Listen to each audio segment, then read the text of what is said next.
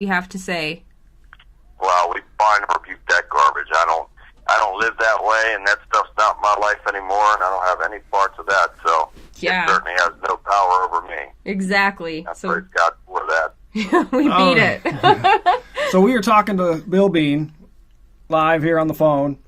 Yeah, so Bill, you have experienced some crazy things in your lifetime. I mean, starting at a very young age and living through that for a very long time. Yeah, well, I say I've written 2 books, and I actually just completed the manuscript for the third. And in my first book, Dark Force, I talk about these events, that I say in Dark Force began in 1970 in a 3-bedroom ranch-style home located in Glenburnie, Maryland, in a community called Herondale. But it goes much further back. I was given additional information after writing Dark Force that a family member many, many, many years ago had done something to conjure evil. And those evil forces stayed with the family and caused a variety of damage and just untimely deaths and bizarre circumstances and many horrible things. And that dark force led us to that house at Glenburnie, Maryland, where evil was already present and manifest. Right. Because the area is very wicked.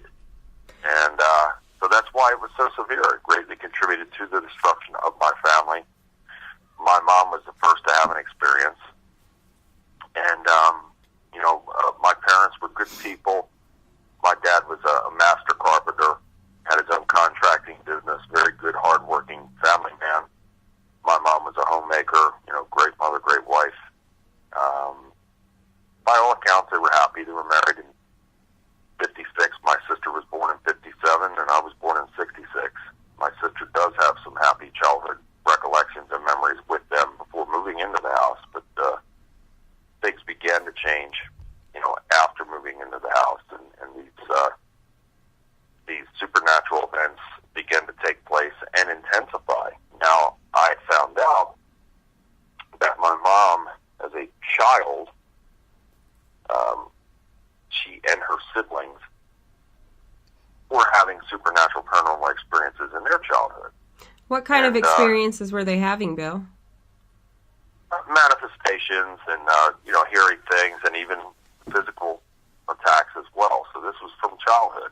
Wow. And so when again, that's why I say that there's no doubt that someone did something to invoke this. And so it led us to that house where evil was already present and manifest, and that's why it was so severe. And my parents believed in God, but we had no religious structure or background at all. We had never attended church as children. We were never baptized, nothing like that. Yet I had this blind faith in God always. And my dad, William Sr., again, was a master carpenter, had his own contracting business. My mother, Patricia, homemaker, good people. I have an older sister, younger brother, and my dad had taken us with him for the day to his parents' house to allow my mother to unpack and organize some of the boxes in the living room. And it was during the course of this that she felt the presence, and this is shortly after moving in. And in her mind, she thought there was my dad sneaking back in to play a joke on her. Right. And he'd already passed at this time. Oh, I'm sorry? Oh, so he was. I thought you meant he had passed at that time, but he was still there. She thought he was coming back around to joke with her in the house. Right. Oh, wow. Yeah, he had. We were long gone. He had taken us with him to his parents' house, and my grandparents, and she spun around fully anticipating on seeing him, and to her shock, nothing was there. So yeah, because he was a joker, right? He was a joker a lot, wasn't he? Yeah, he had that type of sense of humor. Yeah, absolutely. And so she was startled, spinning around and not seeing anything or anyone there. She was unnerved by it. Right. And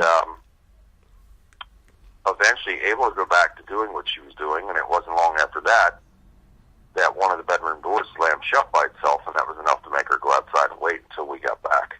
So that's where it started, and then it gradually escalated into violent physical attacks on us from these demonic entities. Right. So how did you guys cope with that in the beginning? I mean, I know that there are stages, because we've been to several investigations. We've never had one as severe as yours, but where the hauntings, I mean, they start out very, very similar, and they don't always escalate to something negative like it did in your family. When it first happened, what did you guys do? Well, what we did was, my dad didn't want to talk about this with anyone. And he was, my dad was a man's man. He was a very hard-nosed individual, good man, and a very charismatic individual, and had a kind heart, but was a very rugged type of man and was in control of every situation. Well, and it was a little bit different time back then, Bill. I mean, there was no internet. There was no, even men like your father, it was really, I laugh because it's like Little House on the Prairie. You'd never see Laura Ingalls' dad go up to the bishop and say, "Hey, there's a ghost that's or something that's malicious in my house." You couldn't do that back then. It was very taboo. People would think that you were crazy. Yeah. And so yes, you're right. The resources were very, very thin back then. And I want to tell you guys something. While we're talking, I just received a text from Snitsky, and he says that he's trying to call in and can't get into the show. Yeah, I was actually going to interrupt you as soon as possible and have you have him call the second number I gave you. All right. Let me, I will, as we're speaking here, I will get that number. Thank you. Send that to him. Sure. Okay. But yeah, it's, he did not want, although he was under spiritual attack, he did not want to, for 1 second, alarm us any further than we were. Right. By, sharing anything. But his demeanor and character began to abruptly change, not long after moving in there. And it was because of being under spiritual attack. My mom, again, she was the first to have an experience like this, and she tried to play it off, saying that it was nothing, a friendly type of thing, friendly ghost or whatever you want to say. Right. And so she tried to play it off in that manner, but, when my sister was physically, had a physical encounter with one of these things, late one night in 1970, well then, they could no longer be so lighthearted about it. And so, that's where it really, she was the first to have a physical encounter. And let me tell you, give you a quick, and listeners, a quick layout of the house. The house was located at the bottom of a downhill cul-de-sac, and with a very long and deep ravine behind it. And I recall I was 4 when we moved in there. My sister was 13. I was 4. My brother was 1. And I recall my first recollections, just the first look, I was frightened. It had a very ominous look and feel about it. It was semi-dilapidated. And my dad, being a master carpenter, saw this as a restoration project, which he did quite a bit of work to it to make it look better. Well, and then if you can get a less expensive place and then just fix it up, of course. Yeah, well, that's the way he saw it. Yeah. Yeah. And he did. He did quite a bit of work to it. And, labor's free. I'm sorry? Yeah, the labor's free when you're doing it yourself. Oh, yeah. And he did a wonderful job. But, the inside was equally as ominous and foreboding because the walls had this just dark brown paneling, almost black. It just had a very negative vibe, a very heavy feel. The air was heavy. It was not comfortable. It was not inviting. And it just seemed like, and I could show you upteen photos of, different family members, and most of the photos show all of us in an unhappy-looking state. You know, there was no smiles. There were no happy poses or anything like that. It was just the blob. You know, absolute misery.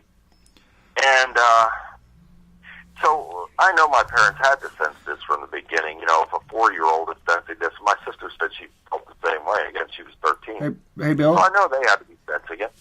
Bill, we have our guest that phoned in just now. Hello, Gene. My tag partner's here. Are you there? I'm here. Are you there? We're here. Sorry about that. We got you on, though. Someone gave me the wrong number. I kept getting voicemail. I won't say who, but maybe his name's Travis. Gene, it was my fault. No, well, you had the right number, Gene. We were just talking to Bill on that line, and then it was a little tough to switch to dual lines, so we thought it'd be easier to do dual phones instead. Either way, we're dueling. We're dueling. I'm just glad he's here now.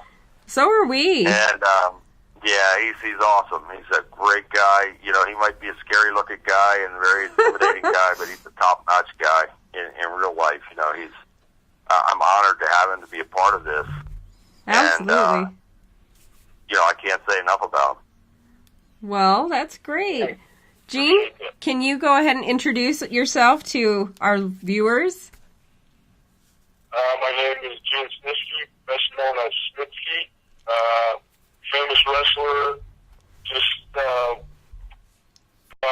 awarded with the top 100 moments in Raw history, also in the top 50 Oh My God moments in the history of Raw. Top 10 Royal Rumble eliminations in the history of Raw, and just inducted into the WXW Hall of Fame inaugural class. So that's probably what people best know me for. I'm also was a full-time actor before I got into wrestling, and now I'm back acting full-time. And you might have seen me on ABC's What Would You Do? I was on there a couple of times, and I've done a couple movies for Bollywood, a lot of commercials, rock videos. I've done a lot of stuff. So if you don't know who I am, just Google Snitsky, and you'll see millions of things about me, and you'll get to know me real fast. If you already do know me, thanks for being a fan, and let's rock and roll. Heck yeah, that's awesome. Well, we're glad to have you. And, you know, we were just talking to Bill about, you know, just the beginning of his experience in the home where, you know, you're playing a part in this movie.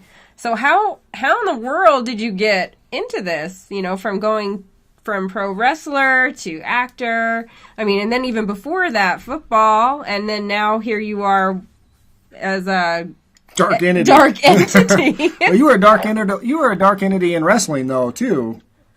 I mean, pretty much. Yeah. I mean, I've had a pretty wide array of athletic accomplishments. Went to college on a full football scholarship to Missouri. Went to the NFL Combine, San Diego Chargers. Did the pro football thing for a little bit. A shoulder injury kind of ended that. But got right into wrestling after that, and was fortunate enough to become really good at it, and, you know, was lucky to be in a good situation, and people still talk about me, so that's all cool. But that's kind of how Bill, I guess that's what led Bill to me. Bill and I had been talking on LinkedIn, and one thing led to another, and he told me about his book, and he was like, oh, I got this book, you know, would you like to read it? I was like, yeah, sure, I'll check it out, because I like the paranormal stuff, and, like, the unexplained. I was always into, like, the Loch Ness Monster, and Bigfoot, and all that kind of stuff, so I was like, yeah, sure, I'll check it out. So he sent me a copy of it. I read it. I really liked it. It's a really, really interesting story. I got back in touch with Bill. We were talking about the book, and he's like, hey, I'm actually we're going to do a movie about the book, and I'd like you to be a part of it. And I was like, oh, well, you know, that's cool. Let's discuss it and see what we can do. So one thing led to another, and now I'm going to be the Dark Force. Yeah. And so when he asked you to be part of the movie, Gene, did he tell you what he wanted you to do first? I mean, it's quite obvious what he wanted me to do. I like it. I mean, I could do it a little kid if I, you know, sit on my knees and put little shoes on my knees, you know. Come on, you could be the Play carpenter Little dad. Bill. Little Bill. Little Bill. I'm pretty versatile. I pretty much had an idea that I was the bad guy or the dark force entity. And, that's fine. I enjoy doing that. I mean, I've made a name for myself in wrestling, being that scary, intimidating character. So, I mean, it's kind of old hat for me. Just give me the costume and tell me what I got to do, and I'll scare the shit out of people. I like it. Yeah, he will, too. He brings a dynamic to this now. Originally, what 35mm Pictures was going to do, and that's who's, doing the movie, Dale Waves, 35mm Pictures, and they're great guys, and it's great to work with them. What their original concept was, they were going to do computer-generated stuff and all that, and so they really were not going to cast a role for the entities. But yet, when Gene and I connected, and I was already familiar with him, wrestling many years ago was my love. Oh, like many people. I'd briefly trained to become a professional wrestler, and I had injuries that just wouldn't allow me to do it. But so I was very well aware of Gene and who he was, and I knew that he was a big wrestling star, and he's got a huge following. And when we connected in that way, I looked at his picture and I thought, you know what? It just immediately hit me. I thought, this guy. He's the dark force. He's scary. And he's going to bring a whole new dynamic to that movie, because he is going to scare people. He's going to be a huge presence in that film, and is really a big build-up for the young Bill Bean, at the age of 14, to be facing off against this evil character. And it's really going to take this movie to a whole different level now. Oh yeah, I remember seeing what was it, The House of Dead on The Haunting, and you were kind of facing an invisible foe where things are just flying around and you're screaming and saying, right. It'll be a lot more intense, I think. Well, there's no question about it. I think that this is going to be. I really, I always have optimism about everything, but I really honestly believe that this will be one of the most memorable and biggest horror films possibly ever. And really, I don't even, horror, you wouldn't really say that so much as what you would say a thriller. And Gene was saying that in our last interview, that, this is really more of a thriller. And there's a lot of different aspects in this story that will draw a lot of different people from different backgrounds. And so it has an interesting dynamic that will probably reach out to many different genres of people. Oh, yeah. Well, and it gives the bad guy identity. As a force, it's just as a dark force, like you said, it's just magical. It's not something there. Yeah. There's nothing for somebody to relate to. But if you give him presence, it makes it more... It can suck the viewer in and say, listen, here, this is a real character. Yeah. This was a real entity where you've given him an identity to be that thing. Oh, yeah, something tangible, for sure. Definitely. I mean, and I hope what happens is, I hope that after the movie comes out, that all the major filmmakers are going to look to Gene and say, "Wow, that's the guy I want to play these kind of parts." And so I certainly hope, I hope that everybody flourishes from it, but I certainly hope for him that's what it turns into be. Like, hey, this is the guy you want. If you want somebody to scare somebody or whatever, we got to get Snitsky. Hey, and we'll take you any time during October, Gene, at the haunted house. We'll get you. Yeah, we own a haunted house as well out here where we live. So that's cool. Where are you guys at? Utah? Yeah, yes. Utah, Tooele. It's the old Tooele Hospital out here that we've got. Oh, that's cool. Yeah, talk about. Awesome, man. Yeah, it's a good time. I love October, like you said, scaring the shit out of somebody. There's nothing better. Coming out there, I think it's October, November. You can talk to Travis about that. Serenity Moore is having an event out there in Salt Lake City that I've been asked to appear. And I'm going to have to talk with her and see if Gene's schedule is clear, too. And maybe we could do that appearance together. We're putting together things now where he and I are going to start making appearances together. We've started doing interviews together. And, again, it just gives this dynamic of, seeing the characters, And of course, I won't be a character, but it is me that, this 14-year-old kid is going to be playing the part of. And so it really gives that dynamic. And to see, Snitsky, who, again, is a very intimidating individual, I think that, people would flock just to say, oh, wow, there he is, And, I really think that it'll be a good pairing for us to make some appearances in that way. Well, I think so too, and like you were saying, the film and your book, all of it has many different elements. You've got, like you were saying, horror and thriller. You've got the paranormal, and I reading your book. I don't know what you're going to do as far as the movie, but there was even a UFO in it. So you have just all of this stuff. A plethora of things. That, they're staying away from that. And Dale followed the book as closely as possible. And his first draft of a script from the book ended up being a 4-hour movie. So they had to do a lot of cutting to get that thing down to a 2-hour movie where it needs to be. Oh, yeah. I can imagine it being hard because I'm a reader. And as you watch movies that you've read the book to, you're like, oh, you just cannot put everything in there.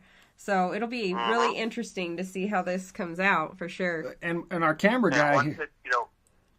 Our camera guy here, Bill. He says he's got a big head. He could play the alien. well, it was just a UFO. We've already, Dale and I have already discussed a second project. We have to get through this first one here. Once we get through this, then we've already discussed a possible second project, and it may involve some of those things. So we'll see. I've had, as you guys know, I've had a plethora of supernatural, paranormal experiences in my lifetime. The UFO aspect was very prevalent in my life. It began with the first sighting in '77, and then it came on a regular basis in January of 1995, and it stayed that way for many, many years, probably up until December of 2008. And, in that time frame, I had taken probably thousands of photographs, shot over 16 hours of video footage. My footage was featured on every major news station in the Baltimore area. I've been on Real TV, the Roseanne Show. My footage has been featured. You name it. The world's greatest UFO footage. It's been viewed and featured by many, many people. I've traveled different places around the country presenting that as well. And it's just amazing why these things have happened and how so much could happen to one man, but it's true, it has, and it's certainly all connected. There's no question about that.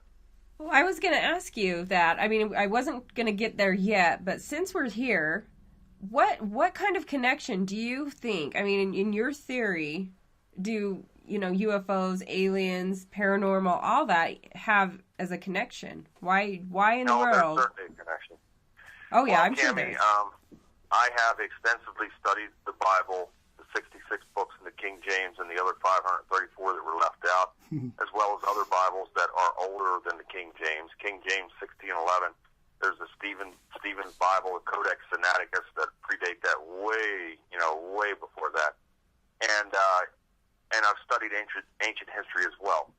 Most people don't realize the name of God, which his name is Yahweh, and there are scriptures that talk about Yahweh and the Elohim, because, again, people don't realize that Elohim means gods, and Yahweh and the Elohim traverse the heavens, which means skies, in flying craft. There are 70 scriptures in the Bible that talk about this, about Yahweh traversing the skies in craft. They call them chariots, clouds, pillars of a cloud, tabernacles, tents, pavilions, etc., etc. It's there. You just have to take the time to study and decipher it. And I think this information came to me. I'm sorry, go ahead. No, you're all right. I was just saying, as the internet becomes a plethora of this stuff, and people are, you got people out there like Ben Hansen and those guys that are in all of it, the whole field of it. you're starting to see a lot of spillover now. They're all starting to see the same thing, Bill, is that they're all, there's a lot of connection here between it all, like you have. Oh, absolutely. There's no question. So if this is true, if God himself and the Elohim traversed the skies in craft, and there are scriptures that talk about Yahweh coming down with two other Elohim to greet Abraham. Abraham's wife, Sarah, prepared a meal for them.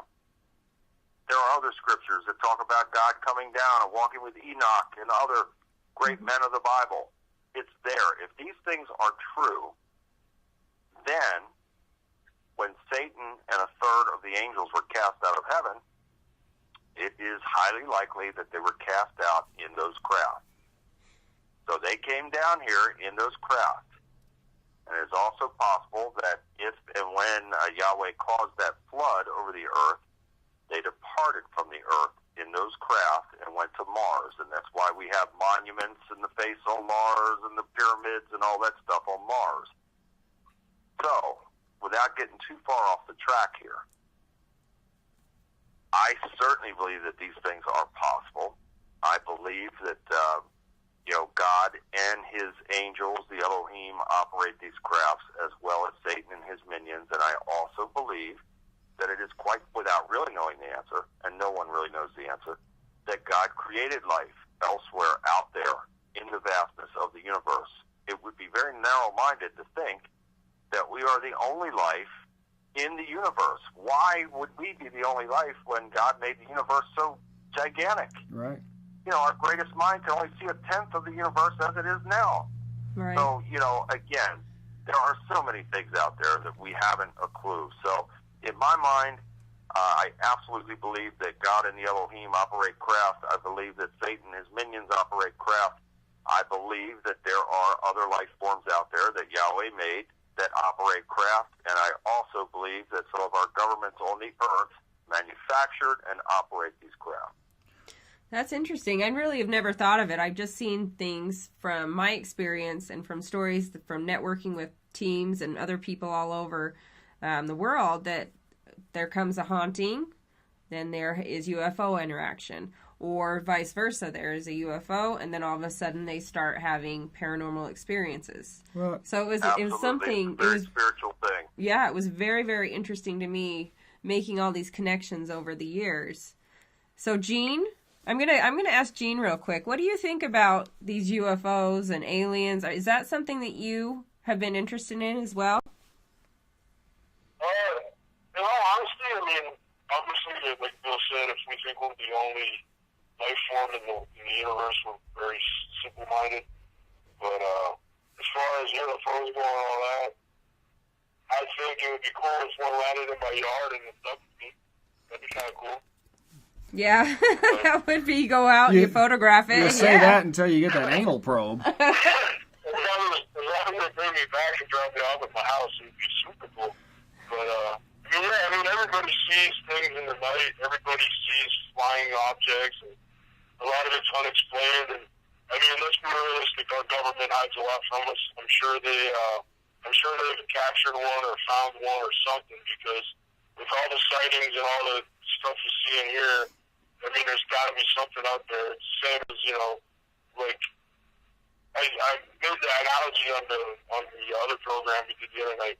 Everybody sees or hears something when they're sitting at their house alone, and they wonder, what could that be? So it's the same thing with UFOs. You see things, you hear things, unexplained lights, unexplained, objects in the sky. And they're not, you can't get by with the old weather balloon excuse every single time. So there's got to be something out there. Yeah, that's a very popular excuse. It's just a weather balloon. Yeah. This is a weird twist on it here, is that, you talked about how they were cast out of the heavens. Could the heavens have been just out the outer space part of that, and now Earth is where they're casted to? And you talk about dark forces where they used to be able to be free and do whatever they want. Now they're stuck here on Earth. They could be a little pissed off, taking it out on us as well. And create a variety of havoc for man. Based on what we have read in the scriptures, and if it's true, and I used to believe the Bible was the infallible word of God. I used to believe every word of it was true until I prayed first, information and wisdom far beyond anything that I could ever imagine in my life. So I no longer believe that the Bible is the infallible Word of God. I believe some of it is true. However, I know and can prove that men have greatly altered it over the years.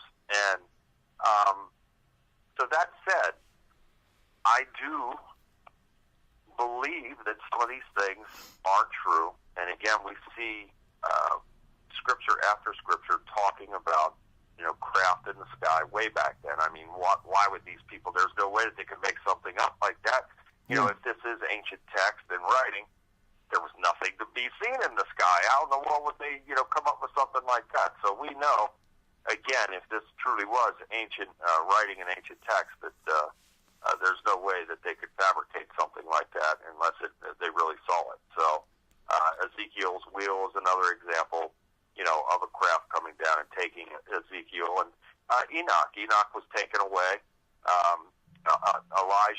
The prophet Elijah was taken away by a craft.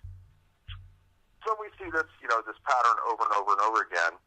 And, again, if this is true that, Satan, there was a battle in heaven and Satan and a third of the angels were cast out, like you said, they're going to be upset. But I think they were upset beforehand anyway because Satan did not want to, he was in rebellion because God created man and God gave man dominion over the earth and gave man power and even power over him. Most people don't realize this, that we have power and authority by the power that is within us from God. When God created us, he left a little piece of himself inside of each and every one of us. We do have power, we do have authority, and we do have dominion over the earth and every living thing, including Satan and his minions. When people realize this, and that's part of my work now, empowering people, waking them up to the fact that we do have this power and we can take our lives back, look out. We become armed and dangerous against Satan and his minions.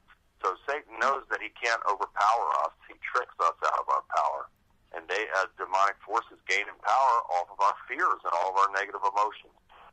When we stop the fear and we just say, look, our best defense is a strong offense, when we adopt and adapt to that mentality, look out, there's nothing that we can't do. And it's all about the power of positive thinking.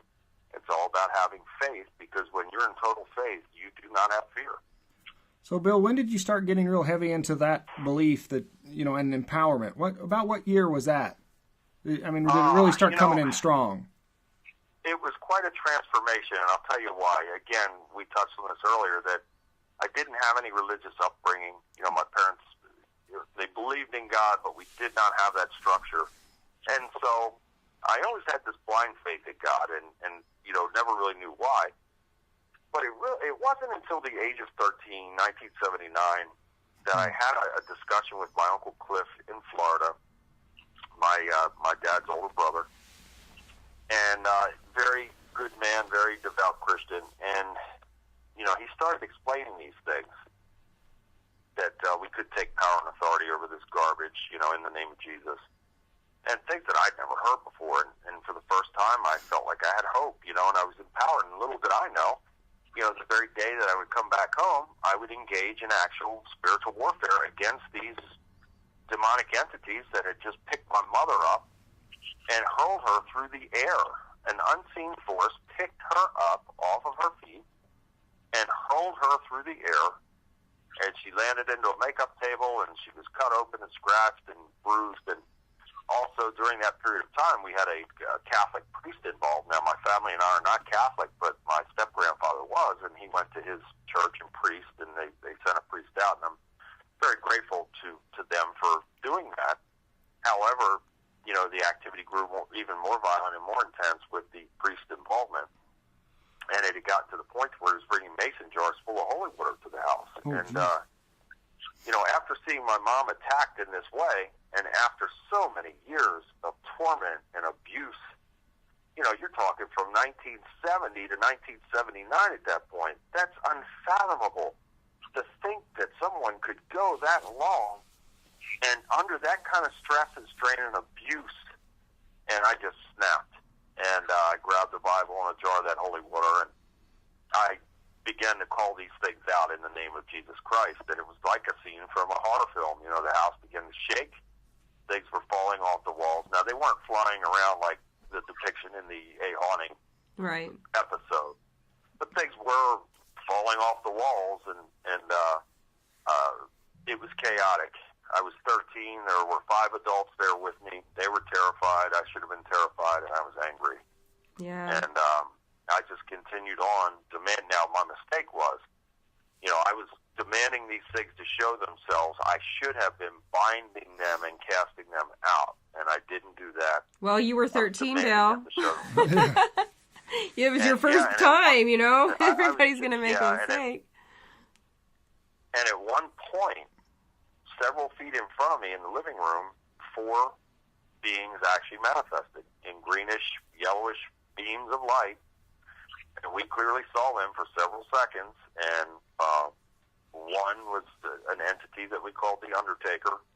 Black hair, black beard, black suit. Sometimes it wore a hat, sometimes it didn't. Should have called him Gene. Chalky, he's playing it. Yeah, Gene is what they're going to do. Is they're going to roll in, we'll call him Gene. They're going to roll in 2 of those entities into Gene. You know, and he's going to pull it off. Well, he's a big man. You could fit 2 of them in there. Yeah. Oh, yeah. He's going to pull it off without a hitch. And there's no doubt about that. You know, I have again. I saw the whole thing in my head when he and I first corresponded. I could just see the whole thing unfolding. So, but yeah, that thing, and then there was another entity that had red hair and same thing, chalky white skin, black eyes, and then the other was a female, long black gown, long dark hair, sharp facial features, and then the 4th was a black hooded entity with a set of glowing red eyes. And that's the one that Gene's also going to be playing, right? The hooded and the Undertaker. That's exactly right. Yeah. Okay. And you know, saw them clearly for several seconds, and then they just dissipated. They did not just suddenly vanish. They dissipated. And as they were dissipating, you know, all the chaotic things that were happening in the house suddenly stopped. And then we left, and my mom had a new man in her life at that point in time, and we had gone to his house afterwards. So that was the first real battle that I had engaged in against these demonic forces, and it certainly wouldn't be the last. Yeah, it sounds like you've been doing quite a bit in the, you know, since then, as far as deliverances or exorcisms, as people call them, too. I wanted to kind of point out a connection here, Bill. You'd said earlier, I recall that a lot of your things started to dissipate in about the 80s. And you really started to take empowerment about 79. You know, talk about empowerment and how strong it is. Well, look what's happened in your life even. You know, that empowerment that you believed in and sought after was enough to get rid of something that haunted you, your family, and a prior family in the same house, really. Just out of fear and weakness and not wanting to deal with it and things like that. Yeah, had I known then what I know now, that situation would have been stopped immediately. Right. And but you know what? I couldn't be where I'm at now had I not been there. Do I wish I could change it? Absolutely, because my mother suffered more than any other person I've ever seen in my life. So just for that fact alone, I would love to be able to go back in time and change that. My dad as well. My dad was a very good man, and, you know, I hated him for many years. I'm sorry to say that. I carried a burning hatred towards him for many, many years. And I was so thankful to be able to forgive him before his untimely death. He was shot to death in 1987. And it was awful to carry around that kind of hatred like that. But my dad was more of a victim of circumstance than a real perpetrator in this, because he was under spiritual attack. He was a man that was used to being in charge and in control of everything. And this was a situation that he was faced with that he could not control, could not deal with. And it led to him, getting involved in being a raging alcoholic who regularly physically abused my mother. And it was awful. I mean, you know, based on what I witnessed, there's no doubt in my mind that these demonic forces were able to actually enter him and fuel his rage towards my mom while under the influence of alcohol. And each and every one of us came under demonic oppression at various times of living in the house over the years. Yeah, I'm going to bring this back to your mother, the aliens, and the spiritual connection between any paranormal or spirits here that we have. I was doing a little bit of research, and I came across a photograph, and actually several photographs, and you spoke about some of the photographs that you've caught over the years, how you could at some point just go outside and take any picture, and you could get something. Oh, yeah. But we found one, and we're just kind of tying this in with your mom, and we have a picture of her sitting at a counter. Save until after the break. We were? Oh, I say so. You want it? I think so. Let's make everybody come back, Bill, and let's save that picture, because that, I got in. There you go, my friend. You know. Well, I looked at it, and I haven't done a lot with UFOs, but we're starting to get into it, more and more, and start also realizing the coincidence, or whatever you want to call it, between the two, and how much of that stuff goes together. It was kind of brought to light last year. We did a Paracon out here, and, I've been talking to some of the guys off and on, and how even just like the electricity in the air. I was talking to a friend that he said, hey, yeah, we're coming out there for a weekend to do some UFO hunting because it's off the charts. And I didn't think of, it was just west of us here. And I really hadn't thought of us as being a big spot on UFOs, but I had been following the paranormal stuff and watching it spike. And I started putting 2 to 2 together, and I thought, son of a gun, there is some more connection. And so we started doing some research on it. Yeah, and it's crazy how it took so long for the connection to be made. I mean, not a lot of people are going to agree with that, but if you talk to people, they will say a lot of times that if they've been haunted, they've seen UFOs, or even some of the claims of both UFO and spiritual hauntings, I guess you want to call them, are so similar. I mean, they're just identical in so many ways. And there's a lot of photos out, we've seen a lot with spirits and ghosts and things like that. And this one just had caught me off guard a ton when I looked at it. I just looked at it and I went, oh my Lord, you have got to be kidding me.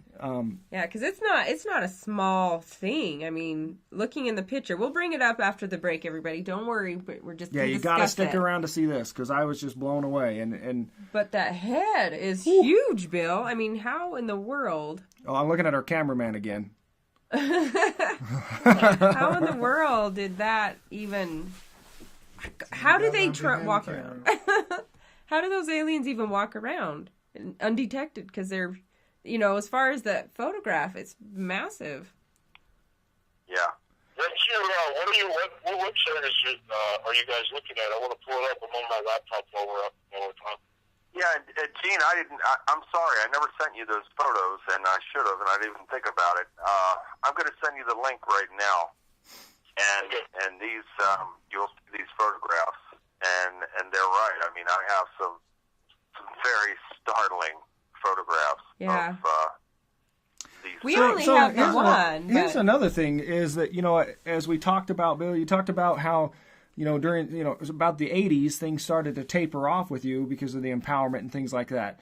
Then, not really, though. Not really, because, yes, I had empowerment at that period of time, but after that, shortly after that, once we finally left the house, my mom and grandmother, my grandmother died first from a sudden series of heart attacks, and then 2 months and 2 days later, my mother died from a cerebral hemorrhage at the age of 44. And after that, I had no more empowerment. I didn't care about anything. I was so dark and empty that I could have been an assassin. I did not care about anyone or anything. And I lived in a world of darkness and emptiness for a long time. Did you find that came back again then? Those things started to happen to you again? Oh, yeah, absolutely. Yeah, pray on the weak. It did, yes. Pray on the weak, and and that's that was kind of what I was getting at, is that also, with that empowerment, as far as them not being, and they're still around, but I guess they're more careful because they know, if it was me out doing some ghost hunting or UFO hunting, guess who I'd want next to me? Bill Bean. The guy that's bringing them around at that point in your life, but not so much now. It's that's why I say that I'm a walking miracle, because where I was, which was in total darkness, total emptiness, I wanted to die. I did things to try and bring on death. I've been in many life-threatening situations over the course of my life, yet God protected me every single time. I've been on the wrong end of a gun several times in my life. And believe me, God protected me on those occasions, and He had a different plan for me. So right. You have to go through the muck and the dark times to get to the other side. And I praise God that I'm on the other side now. I would never have that garbage in my life ever again. You know, and I praise God for this. This is His power that works through me. It's not mine. It's His. And for Him to be able to work through me in this way, to have such an effect on thousands of people, is miraculous. And so that's what I try to do. I just go around and I try and plant these seeds of empowerment with people to tell them that you can take power and authority, and you can take your life back, and you don't have to live in fear, and you don't have to let this stuff rule your life any longer. Right. So that's one of the big things that we've talked about as well, that, you know, as paranormal investigators, there's not a whole lot you can do unless you empower those people and to do things.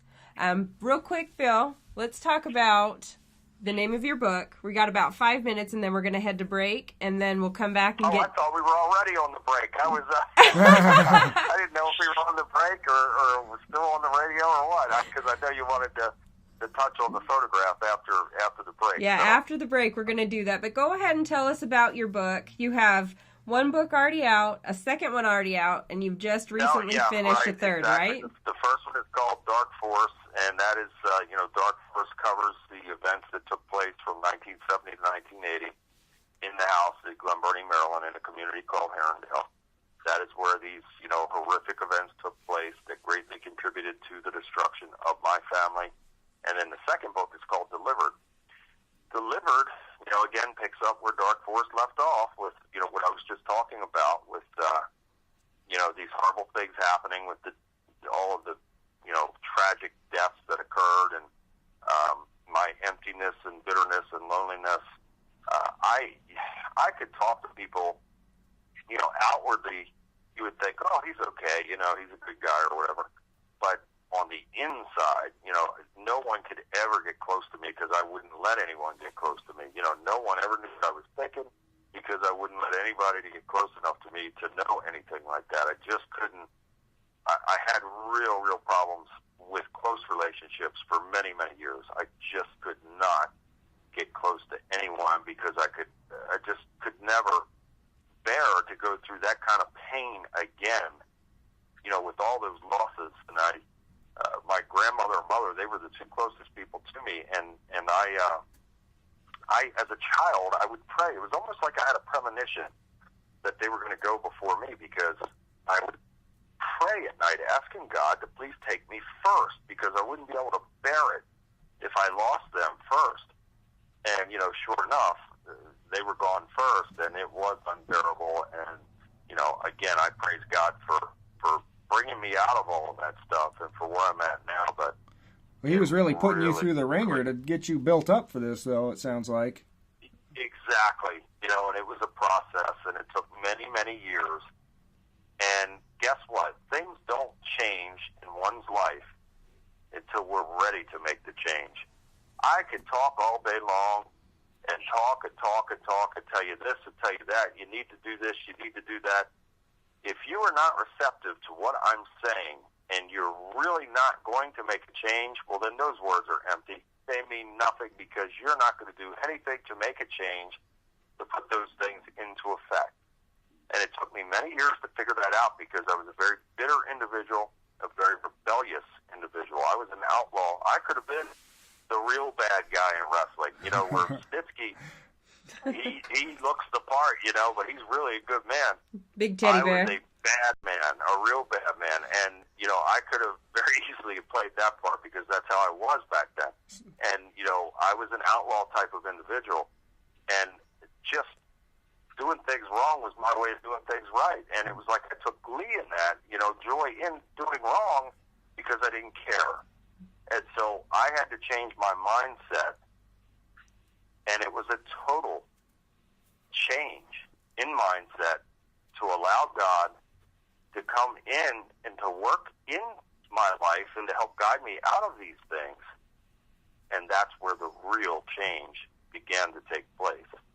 Right. That's awesome. Hey, I'm just thinking to myself too here, Snitsky, are you sure that when he contacted you, he didn't have an underlying deal? He put you in the movie, you put him in the ring? No offense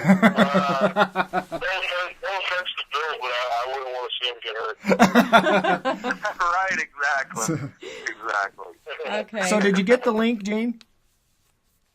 Did you get the photo? I still haven't gotten it through on my email yet. Oh. Okay, well, we're going to... So tell him, Bill, before we go to break, where can you get these books and see those photos, really? Those photos are online as well. So for anybody that would like to look copies of my books, Dark Force Delivered, and the new ones get ready to come out, 10 Steps to Victory, please visit BillBean.net. That's the only place you can get them.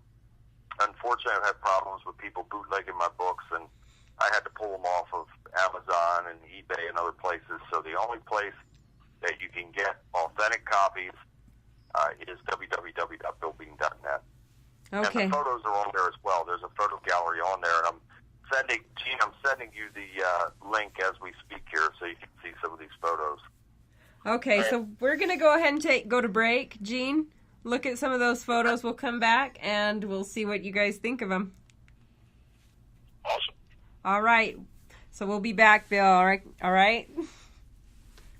Okay, so we're going to be back. We're going to come back with Larry from Big Time Paranormal. Everybody go to the bathroom, get a drink, whatever you have to do.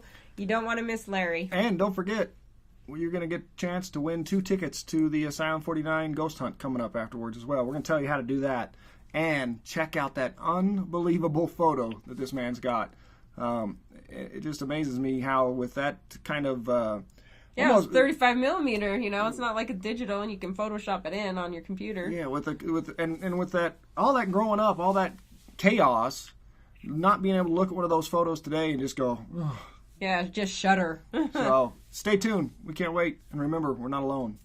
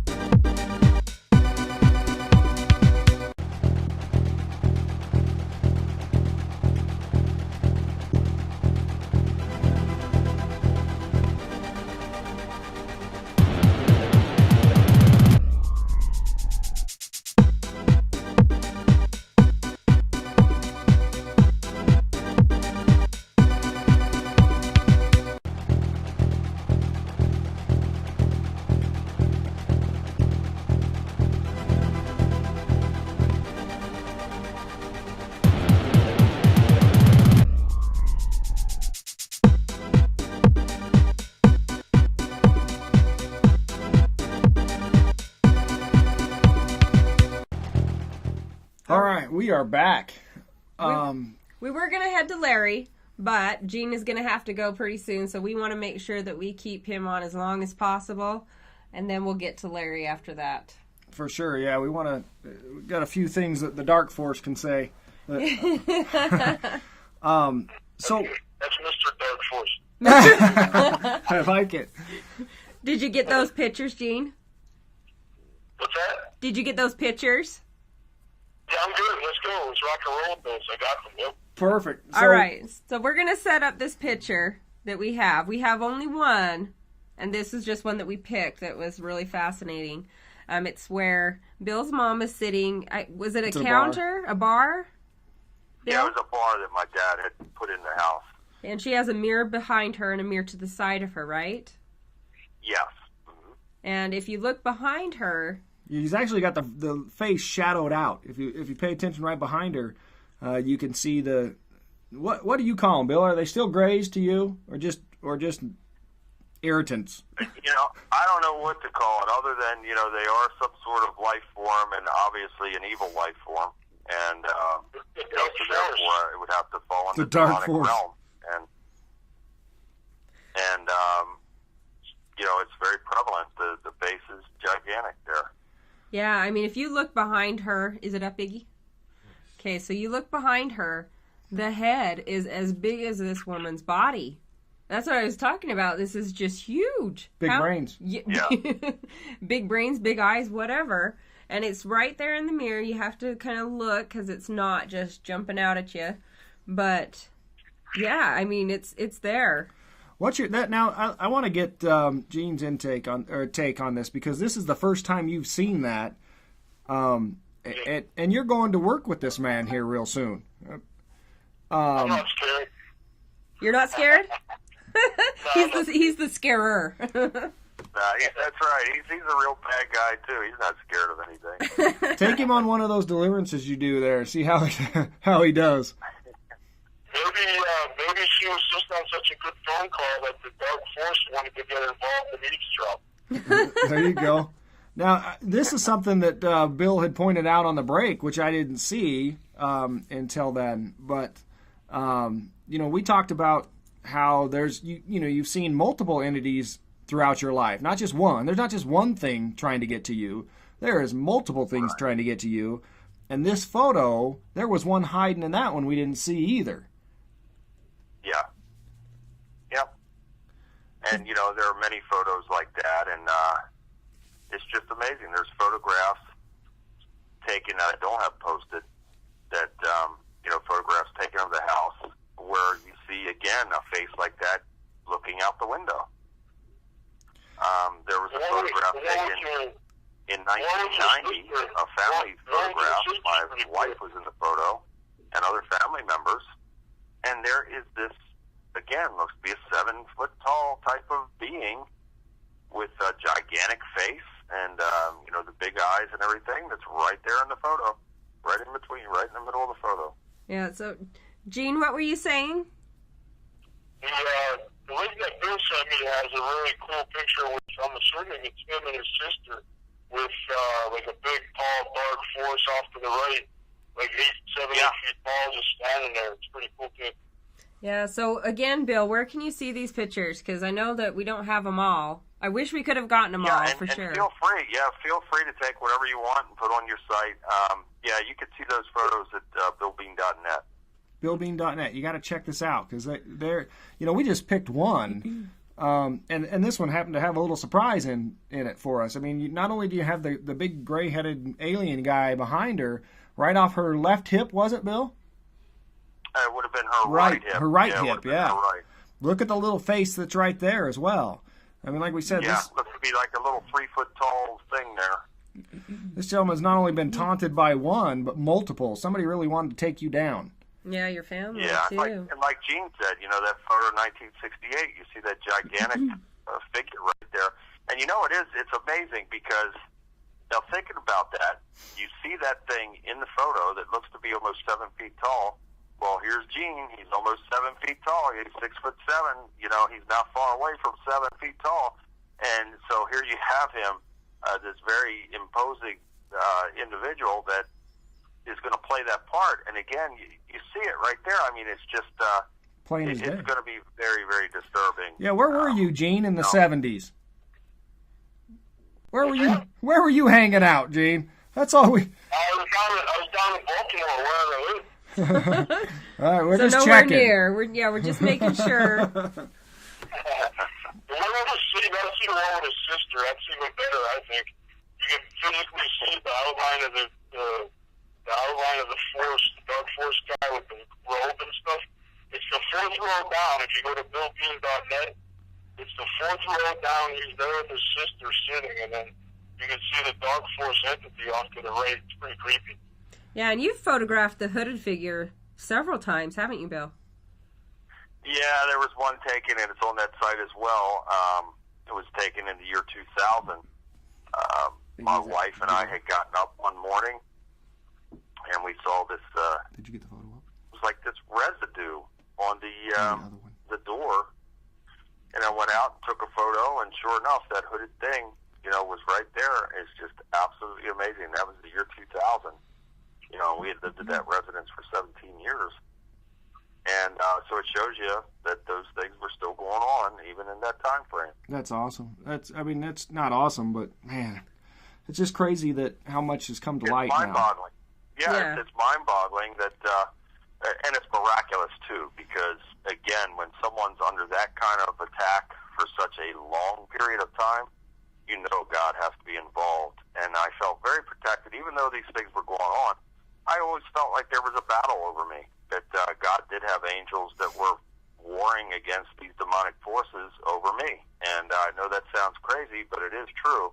Well, you see that, I was being protected, and I praise God for it. Well, as much as he needed the warrior, they wanted you gone, so... Yeah, there's no question about it. And I remember reading your book, and there was figures like spirits that weren't as scary as this big, huge, dark force also that was around you. Yes, one entity that I absolutely believe was a divine entity, divine manifestation, and was an angelic lady that is the most incredible thing about it was she looked exactly like my mom. And she actually, helped me on many occasions when I was being physically attacked, and she also helped my mother when she was being physically attacked. Wow. And can you imagine having a manifestation coming to you that looks exactly like you, and they're coming to your aid? And it was just another part of the crazy story that, many people saw her. And, towards the end, my mom never wanted us to talk about this. She was very embarrassed and ashamed by it. So we, kept it pretty quiet for a number of years until towards the end. As I got a little older, and I began to share this with some kids in the neighborhood, and so it started to go around. These kids came down. They didn't believe me. They were my friends, and they didn't believe me at all until they came down one night and saw it for themselves. And one was actually physically attacked, lifted off of his feet by an unseen force, literally 6 inches off the ground, pinned against the wall by his throat. And this was after he was trying to provoke these things, calling them out and this and that. Yeah. And I'll never forget the look on his face. I mean, just absolute sheer terror. We tried to pull him down off the wall, wouldn't come down, and then it was just released him, and he just fell into a heap on the floor. And again, I'll never, ever forget that look on his face. And we just ran out of there, and then one of the kids was the last one out, and he looked back, and he saw the hooded figure with the red eyes. Oh. Yeah, that's crazy. So you grew up in this haunted location with not just, a earthbound spirit, but a negative entity. You went through just horrible things for years and years. Your family as well, your siblings, your mom, your dad, anybody that was around. And then you left the house. What made you write this book after keeping it in for so long? Why did you finally decide to write the book? Well, I wanted to tell the story for a long time, but, after my mom's death and my grandmother, I quit school. I lied about my age and I went to work. I have an 8th grade education, And I'm ashamed to tell you that, but I'm also very proud to tell you that I'm an educated man, and it was by my choices that and I praise God for helping me in this manner, but I decided that I could do better and I could be better, and I began to educate myself. And so I'm very grateful and thankful for that. So for such a long time, I felt intellectually inadequate, unable to articulate the story. I just never felt good enough that there's no way that somebody like me could relay this story, and certainly couldn't write a book. I mean, my goodness, I was dumb. I couldn't, and that was the mindset I had, that I was dumb, that I could not do anything other than probably a menial labor job for the rest of my life, and I would be a bitter person that would create havoc in the lives of many people, and that was it. I was bitter, so I would make other people bitter. I had pain, so I would bring pain to others. And so I could have very easily have ended up in prison or dead, and yet God had this other plan for me.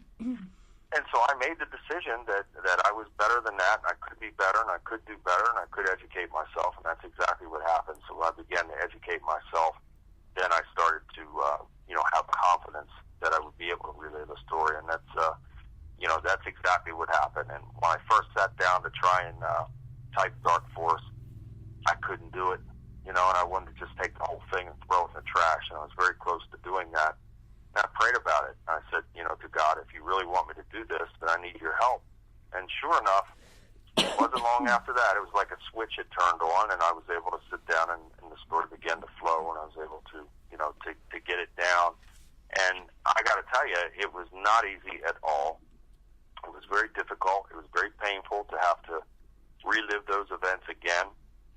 But it was also a spiritual cleansing of sorts, because I actually felt lighter, after it was all out, after everything was written out and, done and then presented to the public. I actually felt better. It was a definitely a soul cleansing for me. And the same thing as it continued into Delivered. There are things in there I'm very ashamed of, that I had done in my life, and but I thought that if I'm, telling the truth here and I'm trying to help people, well, then I need to share some of these bad things, and so I did. And again, it was a soul cleansing, and I felt much, much better after it was up and out and off of me. Yeah, it takes a big person to say their shames out loud. So I know Gene's I've made enough mistakes in life to write a 500-page book. Believe me. So I know Gene's got to get out of here, but I'd like to have you stick around for a minute, Bill. We're gonna, Gene. So do you have anything else coming up here real soon? I have several projects that I'm working on, but right now I'm here to talk about Dark Force, and I'm excited that Bill had asked me to be a part of the project. I'm excited to get it going. I wish we were starting tomorrow. I think that it's going to be the next cult classic when it comes to the paranormal. And there's no doubt in my mind that it's going to blow it out of the water. Otherwise, I wouldn't be involved. Right. I've spent a long time developing, my career to the point where it is now, and I definitely wouldn't be involved if I didn't think it was a home run. So I'm honored and thrilled to be involved, and I can't wait. Bill's a great guy. He's like a brother to me now, and all the people at 35mm Films and Travis, and I'm just really, really, really, really excited to get started and get it out there, and let the world see the Bill Bean story, and just be shocked and scared and all that good stuff, because that's what I'm going to do. I'm going to scare the pants off people, and it's going to be a great movie. I'm with you. The hype, the excitement and the energy that's around it is just unbelievable, and I think it's going to be huge, and I can't wait to see it on the big screen for sure. And see, and the big thing is to bring it to light and see how many people it does help and empowerment as well. I think it's going to come along with that, and it's awesome to be in the ground floor of it to see it take shape, because I can't wait to say, we talked to those guys. They're awesome, unbelievable, for sure. Where can they get a hold of you, Gene? If they see they got another Dark Force coming through here, and they need that perfect evil genius to play that. Where can we get hold of you? I have my Facebook fan page is facebook.com/Snitsky's official fan page. YouTube channel where I do all kind of off-the-wall stuff because I like to be silly and have fun. That's youtube.com/SnitskyTV.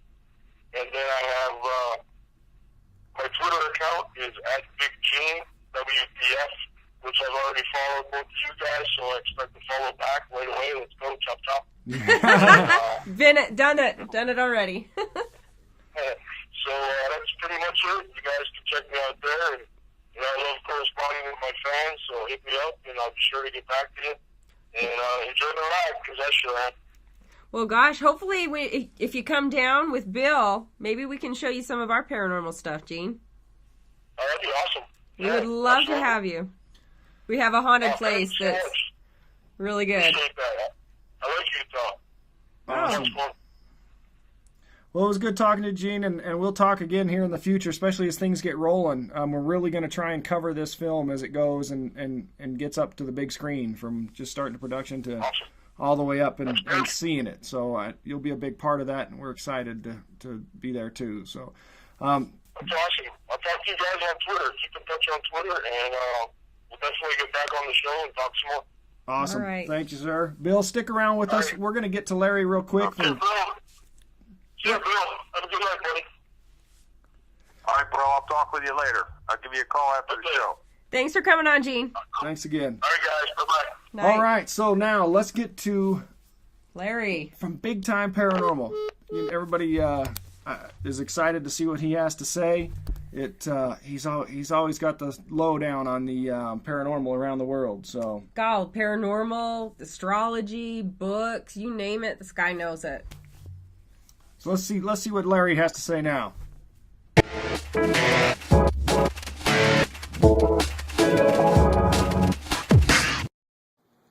Hi, welcome to Big Time Paranormal. My name is Larry Gonzalez, and I am your host for this segment. I hope I'll be able to enlighten you. Right now, I'm sure there's somebody going, "Oh, it's that guy! Great, wonderful!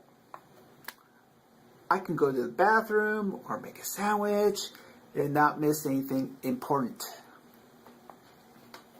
Just don't make a sandwich while you're in the bathroom. That's nasty.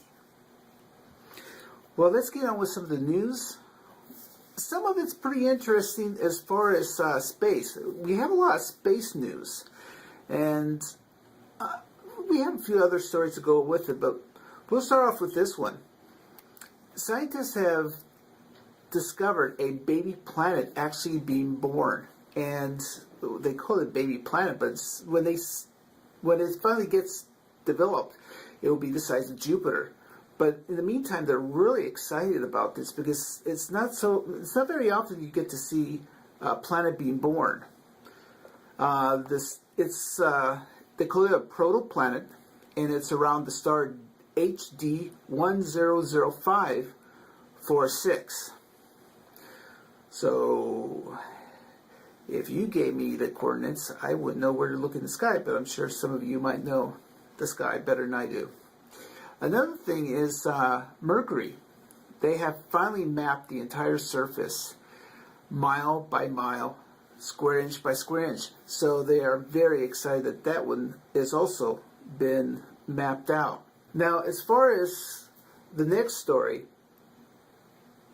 is, we have it titled Year of the Comet. But there's been a lot of things going on lately as far as space. We've had asteroids. By the time you actually see this past weekend, an meteor has passed the Earth again. So there's a lot of stuff going on. We had what was going on in Russia, as I've spoken about before. All over the planet, they've seen different meteors all over the place. San Francisco, LA, Bakersfield, Florida, amongst other countries. So we have those things going on. Plus we have two comets that's going to be coming this year.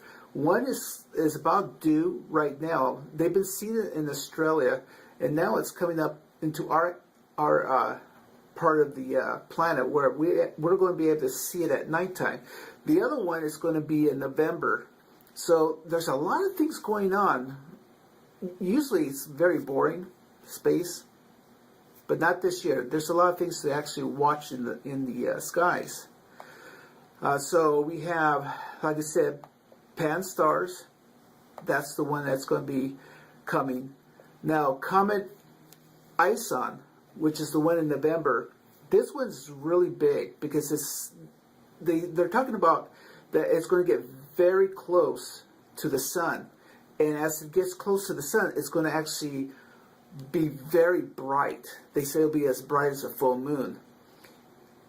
The only thing that they're concerned about is that will it survive getting that close to the sun? If it starts to break up, it'll look like a string of pearls. So they're going to keep an eye on that. That should be exciting. But they do feel that comet will actually survive. Now, this next story has to do with a Russian satellite that hit a Chinese anti-satellite test. I'm surprised something like this hasn't happened before, where two bodies in orbit have collided. I know I've heard Richard C. Hoagland talk about that there's all kinds of debris in orbit. Astronauts have lost tools, pieces like nuts and bolts from different satellites are up there. And they were talking about also that even a paint chip can cause tremendous damage if it hits something very critical. So for this satellite to hit another satellite, obviously this is something I'm really surprised has not happened before, at least not publicly. This next story doesn't have anything to do with space, but it is actually cutting edge. One of the things that you'll find on Big Time Paranormal on Facebook that I have going on is not only do I do paranormal stuff, I also talk about cutting edge technology. And this is one of those things. A patient has 75% of his skull replaced with a 3D printed implant, which is quite amazing because I know these 3D imagers are becoming more and more popular. From what I understand, they're very hard to program. As time goes by, they're going to actually make them much more simpler for everyone. I know they're using them to reproduce car parts and stuff like that. Well, in this case, they used it to, they scanned the patient's skull over and over again to be able to get an accurate reading of his skull. So when they used the imager, it would actually fit perfect where the skull is actually missing. I saw it on a picture on it on the internet. It was really fascinating to see. Now, of course, the scientists, they're not saying who the patient is. Obviously, they want to have some privacy. I'm sure as time goes by, it would probably be announced who this person is. But the scientists are actually waiting for the U.S. Food and Drug Administration to give approval because they're actually looking forward to be able to use this new technology to replace bones and cartilage and stuff like that. I know that people that have lost their jawbone because of bone cancer, this will be a fantastic thing for them. This is just incredible technology that's coming out. So good for them, and I can hardly wait to see what happens with that. Now we're going to go back into a little bit more of a paranormal thing. Many of you have probably already heard that Russell Crowe down in Australia was able to, they actually recorded a UFO. The UFO, the camera was actually set up to record fruit bats in the gardens out there, and they were actually surprised that they caught this. The office that Russell Crowe has is in, forgive me if I mispronounce this, Woolloomooloo, Australia, which is right outside Australia, Sydney apparently. So they were able to record this, and he actually put it on the internet. Of course, there was a lot of people that criticized, saying all kinds of negative things. But I think it's important to remember that even though they're movie stars, TV stars, recording stars, they do see things too. You have Taylor Swift. There's all kinds of other ones. I've posted a list on Big Time Paranormal on some of the stars and what they've seen over the years. Of course, everybody remembers Jimmy Carter saw a UFO. So there's one right there. And I believe, I want to say Ronald Reagan did too, but I'm not sure on that. The next story is an interesting one. It's actually very mysterious. There's these mystery booms. This one is titled Mystery Booms Rattle Michigan. There are strange noises, booms that happen. And I know that, I don't know, maybe about 2 weeks ago, 3 weeks ago, something like that, when I went, because I'm a truck driver and I drive south, they were talking about an hour after I passed Bakersfield, that a large boom had happened where people were actually coming out. And when they asked the military about it, they were giving, oh yeah, we were doing this and that, but the time didn't match when it actually happened. The booms have been happening all over the place, like Oklahoma, Massachusetts, here in California. Now what they are, don't know. Some people think it might be tied up with HARP. So this is going to be really interesting to find out, but what they are, I have no idea. Now this one is more of a humorous story. Actually the auction will be over by the time you guys see this. Genuine Bigfoot hair sample from Oregon hits eBay. Yeah. This one, the guy is from Mount Hood, Oregon. Now, I know the story has something to do with his mother-in-law supposedly saw something. She said something very large was seen. She called her son-in-law. He came over. He didn't know what he was going to see or whatever. After several nights, they heard all kinds of noise. Now, he went out the next morning on this one particular day. He didn't see any footprints or anything, but he found this hair. And when he took it down to have it analyzed, it was not something that they can classify.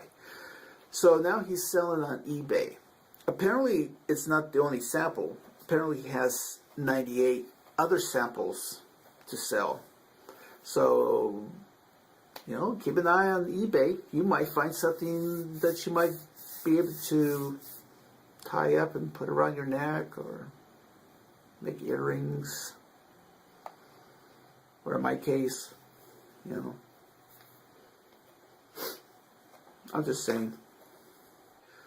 Alright, so the next section we're going to be talking about is upcoming conventions. We added a few other ones because now that March is on its way through, we're going to go into April, June, and I haven't included something from Australia, but we'll get to that in a moment. And as time goes by, I'm going to try to find cons in other places because I know people like to set their vacation according to maybe one of these conventions. So the first one, again, we are talking about the Texas Bigfoot Conference. This is March 16th. The Convention Center, the Fort Worth Convention Center, from 9 a.m. to 7 p.m. You can stay at the Sheraton Fort Worth Hotel, which is just 2 blocks short. So if you want to attend that, again, March 16th. The next convention is the one again, the guys from the Sci-Fi Channel show Ghost Hunters. They're going to be at the Missouri State Penitentiary, March 23rd. So they'll be doing autographs between 6 and 7, and of course the people who are putting on the con is going to be doing they're going to go through with groups through the penitentiary, and I think that's going to be really fun. Asylum 49 is another one, but it's a multiple convention throughout the season. So you have to go to asylum49.com to see what their dates are and see if there's something that you would like to check out yourself. Now, a new one that I was, somebody actually sent it to me, so somebody's actually watching. It's being put on by Spirit Paranormal. And this is going to be in Reading, Pennsylvania, April 20th from 6 p.m. to 1 a.m. They are only having 20 people, so it's going to be very private, very intimate. This is going to be, it's going to be $60, but what you get with your $60 is they have food and dessert and water to drink, and then the event is it's a full 7 hours. So the investigation will go from 6 to 1. Another new one that we have is the Lower Catskills Paracon, May 3rd and 4th. Now this one's going to be good because it's at the Stanley Hotel in New York. Those of you that are big ghost hunters knows the story of Stanley Hotel. So that one's going to be interesting as well, May 3rd and 4th. That would be very exciting. The next one, if you're a fan of Chip Coffey or Ben Henson from Sci-Fi's Fact or Fiction, they're going to be doing one called Haunted Arizona in Bisbee, Arizona, June 7th through the 9th. So that's going to be really interesting. Well, another future one, Iowa Paracon. And this is going to be at the FARR, that's F-A-R-R-A-R, Schoolhouse in Maxwell, Iowa, July 19th and 20th. They're going to have the Booth Brothers and Johnny Hauser from Ghost Labs and Ghost Adventures, amongst other shows that he's appeared in. The next one is, now this one's going to be out of the country. And this is what I was talking about if you want to plan on doing something outside as a vacation. And I'm going to try to find other ones in England because I know there's a lot of people that like to go to England. I've met people on Facebook that are in England, and it's just fascinating the history, the hauntings they have there. Well, this one is in Australia. It's called the Australian Paranormal and Spiritual Expo, September 21st at the Parramatta, I hope that's pronounced right, Town Hall. So that's Parramatta, Sydney, New South Wales. Boy, that's a tongue twister. And you go to Facebook and go to Australian Paranormal and Spiritual Expo and get more details on that. But that's September 21st. So it's going to give you enough time to be able to plan it all out. That's something that's really going to be fun as well. So check that out. And that's it for the conventions for this week. Okay, so the next segment, we have our field reporter that's actually going to be talking about what he has found out. Instead of talking about a book or whatever, he's actually going to do something. Hey, Larry, take it away. Hi, everybody. Usually at this part of the segment, we talk about books, we talk about movies, we talk about equipment or something like that. But being that it is a little bit different this time, because this morning when I was actually stopping for breakfast, I was talking to another truck driver. So I thought, why not relate this part of the story where I work at? That's my tractor right there. So this is the story that he told me. Every morning or every weekend when I'm finishing the week, I always stop and have breakfast. It's kind of a ritual for me. So this morning I stopped and I was actually working on my computer, doing some paperwork and stuff like that for the show. And he happened to see that I was actually doing something. So we started talking, and I could tell that he wanted to talk about something once he found out what I actually do, besides trucking. So he finally started saying, you know, do you believe in ghosts? And I said, well, of course I do. And I told him what I do on the weekends and stuff like that, besides the show. And he was quiet. And he goes, would you believe me if I told you I think my tractor is haunted? Of course I'm sitting there going, really? Tell me more. So he started telling me about his 95 Peterbilt that he had bought. He said he bought it down in Fontana, and he's been driving it for the past 6 months. It was used, as you can imagine, 95, and he said that he instantly fell in love with it. Well, he said probably about a month after he bought it that he started noticing some odd things. He'll be sitting in the sleeper, and he'll be talking to his family or whatever on the phone or doing paperwork. Well, at this particular time, he was doing paperwork, and he saw the stick shift just move on its own.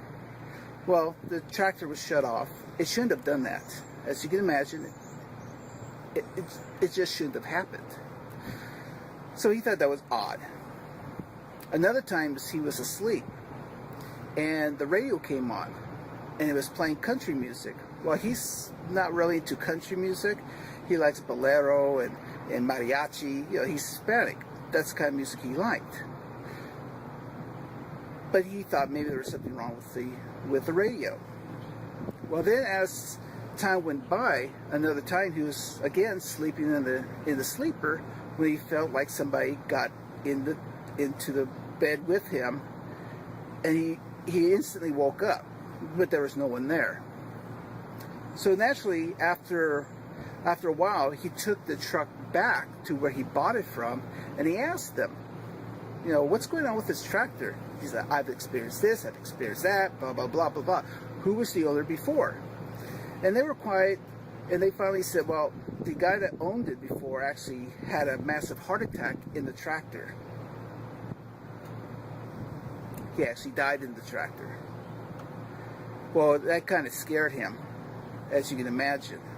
And as time went by, he just got kind of used to the idea that he had a co-driver. It didn't bother him too much. In fact, it helped him. Because one time when he was on his way from Fontana to Las Vegas, he was actually falling asleep. And for a truck driver, when we start falling asleep, you start getting this tunnel vision where everything starts shrinking down to a single spot. And he swore he saw a hand reach over and pull the steering wheel over. Well, it snapped him out of it. And then he realized that he was actually drifting into the opposite lanes, going the other way. And that scared him. But he realized that the ghost that was in the truck saved his life. He doesn't mind it so much now. He says it's been probably about a month since he's seen anything or felt anything or anything like that. That was the story he had related to me.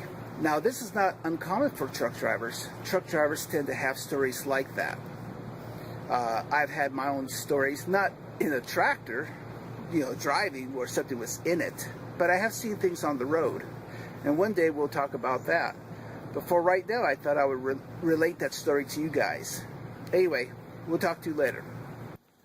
Thank you for that report, Larry. That guy's good, I swear. Should win an award. Well, anyway, so this week we want to make sure that we give our shout out. Our shout out goes to a really good team in California. They're known as CGC, California Ghost Chasers. They're in the Central Valley. They quietly do their work. They do a lot of good stuff. I know I've seen them on My Ghost Story. So they do really excellent work. So that's my shout out for this week. So remember, anything that you see here, you can look on Big Time Paranormal on Facebook. Look into this network every week, which is Worldwide Paranormal Network. We always have something interesting. We need your support. We need you to spread the word. This way, we can be big time paranormal. Anyway, with that being said, remember, today is your day, so go out and make it happen.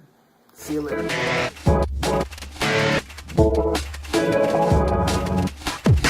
Hey, thanks again. Welcome back to Worldwide Paranormal.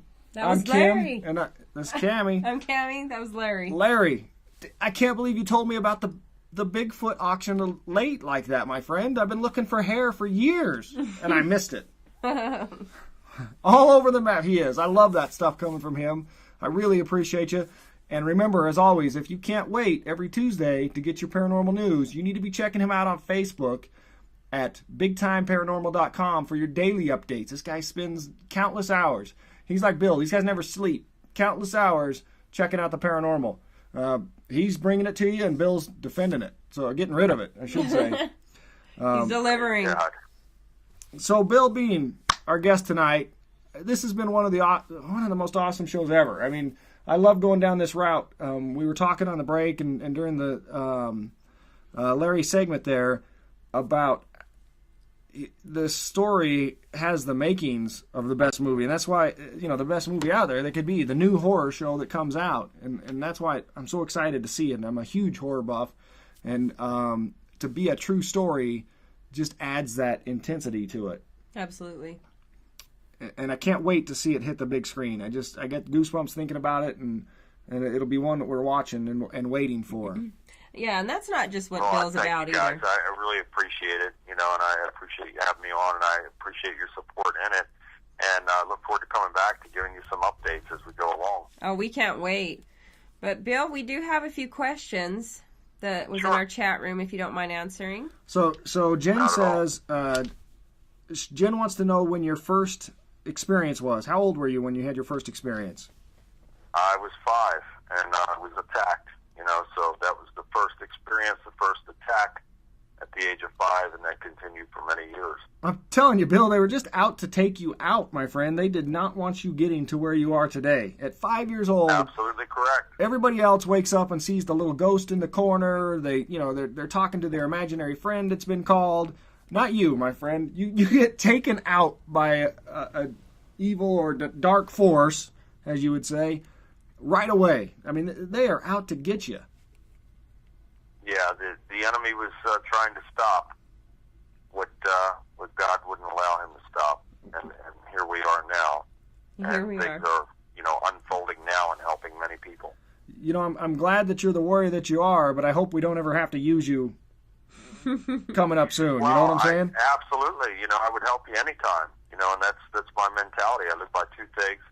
God is first in my life. I love him with every fiber of my being, and I love my friend, neighbor, and brother as with myself. So I become selfless, and I try to help people in any way that I can. Well, and I still believe that he's training you for something big, and I'm just hoping it doesn't it doesn't come to light. That's what I hope, because I'm glad you're in our corner, but I don't want to see it happen. I'm a chicken when it comes to that. If you ever need me, you know where to find me, and I'm here for you, and I would certainly help you in anytime. Well, that's Awesome. good to know. We have another question, Bill. Sure. And Dave he asks, do you think you are more susceptible to negative energies because of your childhood experiences?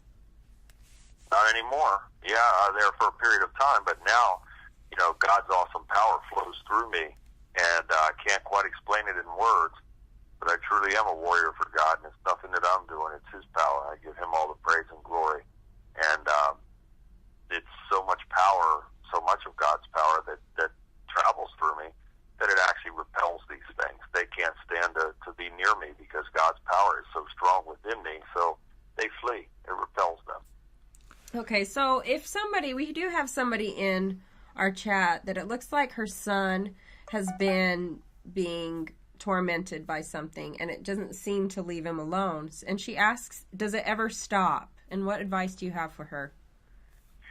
Well, again, it won't stop until we stop it, until we make the effort and the decision that we don't want this anymore in our life. And that requires a mindset change, and whatever things that we may be doing that might open the door for these things. And I'm certainly not blaming her son for anything, but some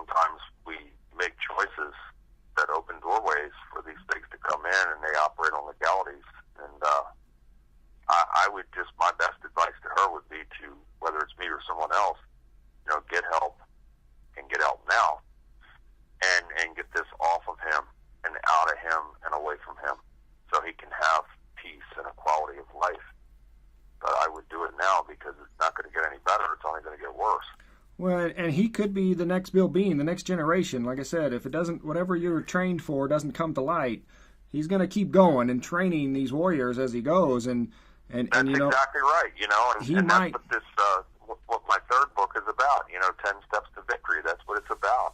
And you know, God, when He created us, He created us with a piece of Him inside of each and every one of us, and we have that power. When we activate that power, look out. There's nothing that we can't do, and we become armed and dangerous against the enemy. And this poor kid might just be the next, you know, the next warrior in training. Let's just hope that, you know, yeah, he has. Hey, I'm offering my services now. You know, if I can help him, I absolutely would, and it would be an honor for God to work through me to help him. That's awesome. I got one more for you here, Bill. Then we're gonna try and sneak you out of here. I know it's getting late. So this one comes from Ray, and her question is that both her son and her daughter are seeing spirits at a young age. You know, is it something that they need to be worried about? They haven't had any of the, you know, the negativity in this yet, but, you know, is it okay just to still have these spirits around, and is there something that they should be worried about because they're present? Well, my advice is to always put God first in all things. So when we make Him first and we seek His guidance on whatever matter it is, God is a revealer, so He'll reveal the truth, and He gives us discernment. So we'll know if something is good or not good. And then if it's not good, then action has to be taken to get that garbage out of there. But, yeah, that's my best advice. A family that prays together stays together. And they need to take this to God in prayer and ask Him to reveal an answer. Okay, and if somebody were looking for your services, Bill, where do they go? Yeah, the best way to get in contact with me is billbean.net, and there's an email address on there. I answer every single email, and I don't charge for my services. I do ask that you know, people make a donation to my ministry, and if people are, you know, out of town at different parts of the country, well, then they pay for my airfare and my hotel and all that kind of stuff. But you know, I don't put a price on this. I couldn't possibly do that. And you know, I ask people by their choice. They're free, and if they, you know, God bless them. If they make a donation, God bless them. If they don't, but they're under no obligation to do so. And you know, it's just an honor to be able to be in a position to help people to make a positive difference. Well, we appreciate that, Bill. I mean, that's just really awesome. So we have 2 books out and published already, 1 coming up, and a movie. Wow. Yeah, it's amazing. It really is. It's just absolutely amazing. And this continues to unfold as we go along. So I just can't thank God and praise God enough for what He's done and for what He's doing and for what He will do. Well, with the hype that's coming around all this stuff for you, Bill, He's putting you through another test coming up here real soon. So I hope it's more pleasurable than the last one, for sure. Absolutely. You know, again, you know, every day is a blessing and every day is a gift. We are not promised tomorrow, so it's you know, it's up to us to try and make the best of each and every day because we are not promised tomorrow. For sure. Absolutely. Well, Bill, we really appreciate you coming on. Oh, gosh, I hope we can get you back again. You and Gene and... Oh, absolutely. Any of the other cast Maybe that you have. Maybe the next time we'll have Travis involved with us. And, you know, Gene and I and Travis, you know, we'll come back. And I want to thank you guys so much. It's been a real pleasure to have been on with you. And definitely look forward to coming back soon. And I'll keep you posted as we go along here. Oh, good. Well, hopefully we'll get to see you come to Utah sometime. Absolutely. We're thinking maybe we might take a trip out to Ohio here and catch you on the set. That's what we're hoping to do for you. I would love that. Yeah, I would absolutely love it. That would be a lot of fun. Well, we really appreciate you, Bill. We'll let you get back to your evening. I know it's late over there. We just added some emails to your account for you, I'm sure. That's okay. Well, thank you guys. God bless you, and please keep in touch. For sure, Bill. God bless. Okay. Bye-bye. Good night. All right, and that was Bill. Bill Bean, check him out, billbean.net. We're going to post some of the links on our Facebook page. And what we want you to do for those free tickets is we want you to go to that post and we want you to tell us who our surprise guest was for the night. Just write it down in the comment field, and the first person that gets that after we do our post here, we'll do it here in about 5 minutes, First person to make the comment with the correct answer is going to get 2 tickets to the Silent 49 Ghost Hunt on March 23rd. You got to remember, you must be 18 or older to win this.